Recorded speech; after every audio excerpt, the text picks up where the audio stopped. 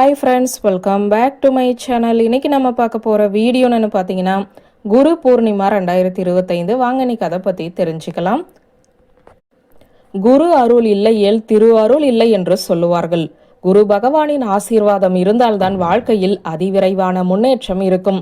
குரு அருள் இருந்தால்தான் இந்த கடவுளின் ஆசீர்வாதமும் இருக்கும். அதே போல நமக்கு பாடம் சொல்லி தந்த குருவை நாம் எப்போதுமே மறக்கக்கூடாது.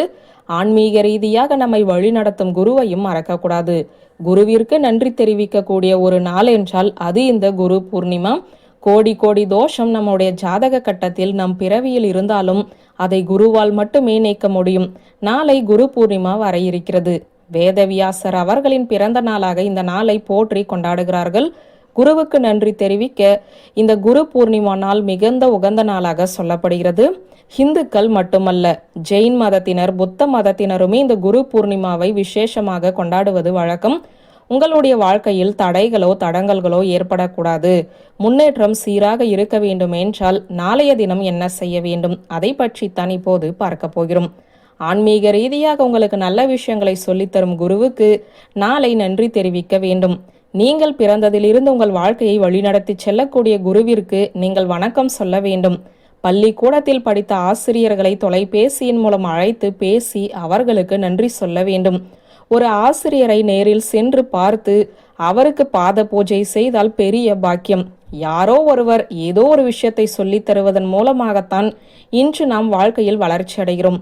நமக்கு நல்ல விஷயங்களை சொல்லி கொடுத்து வாழ்க்கையில் நல்வழிப்படுத்தும் ஒவ்வொரு மனிதர்களுமே நமக்கு குருதான். உங்கள் வாழ்க்கையில் நீங்கள் இப்போது இந்த நல்ல நிலைமையில் இருக்கிறீர்கள் என்றால் அதற்கு யார் காரணம்? அந்த மனிதருக்கு நாளை நன்றி சொல்ல மறக்காதீர்கள். இது முதல் விஷயம். பிறகு ஆன்மீக ரீதியாக சித்தர்களை சில பேர் குருவாக ஏற்றுக்கொண்டு அவர்கள் பாதையில் நடப்பார்கள்.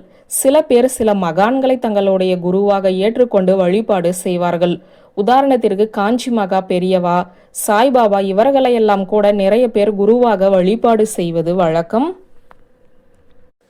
இதுபோல குரு வழிபாட்டை நீங்கள் மேற்கொண்டால் அவர்களுடைய திருவுருவ படத்திற்கு முன்பு விளக்கேற்றி ஊதுவத்தி ஏற்றி வைத்து பிரார்த்தனை செய்து கொள்ளலாம். குரு பூர்ணிமா அன்று மகான்கள் வழிபாடும் சிறப்பான பலனை கொடுக்கும் என்பது குறிப்பிடத்தக்கது. நிறைய பேர் குருவை திட்டி பேசி இருக்கலாம். ஏதோ ஒரு சூழ்நிலையில் குருவுக்கு கெடுதல் நினைத்திருக்கலாம். நமக்கு குருவாக இருப்பவர்களை என்றுமே மனதை வருத்தப்படக்கூடாது. இதுபோல உங்களுடைய குரு மனதை நீங்கள் புண்படுத்தி இருந்தால் அதற்கான மன்னிப்பையும் நாளைய தினம் கேட்கலாம். மாதா பிதா குரு தெய்வம் என்று சொல்லுவார்கள். தெய்வத்திற்கு முன்பாக இருப்பது இந்த குருதான். ஆகவே குருவை அவமதிக்காதீர்கள்.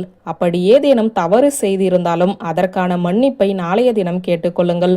உங்கள் வாழ்க்கையில் இருக்கும் மிகப்பெரிய தடையை விலக்க இந்த மன்னிப்பு ஒரு நல்ல வழியை காட்டிக் கொடுக்கும். இது எதுவுமே செய்ய முடியவில்லையா? பூஜை அறையில் விளக்கேற்றி வைத்துவிட்டு குரு பகவானை மனதார நினைத்து இந்த மந்திரத்தை 3 முறை சொல்லி வழிபாட்டை மேற்கொள்ளுங்கள். குருவுக்கு கோடி நன்றிகளை தெரிவித்து விடுங்கள். இப்போது இந்த மந்திரத்தை பார்க்கலாம். ஸ்ரீ குருப்யோ நமக. குரு பிரம்மா குரு விஷ்ணு குரு தேவோ மகேஸ்வர குரு சாஷாத் பரபிரம்மா தஸ்மை ஸ்ரீ குருவே நமக. இவ்வளவுதாங்க. இந்த மந்திரத்தை டிஸ்கிரிப்ஷன்லையும் கொடுத்துருக்கேன், தெரிஞ்சுக்கோங்க. இந்த மந்திரத்தை சொல்லி எல்லா இறைவனுக்கும், குருவுக்கும், ஆன்றோர்களுக்கும், சான்றோர்களுக்கும் நன்றிகளை தெரிவித்து விடுங்கள். குரு பூர்ணிமா அன்று குருவின் பரிபூரண ஆசி உங்களுக்கு கிடைத்துவிடும். வாழ்க்கையில் நல்லதே நடக்கும் என்ற தகவலை சொல்லி இந்த வீடியோவை நிறைவு செய்கிறேன். நன்றி, வணக்கம்.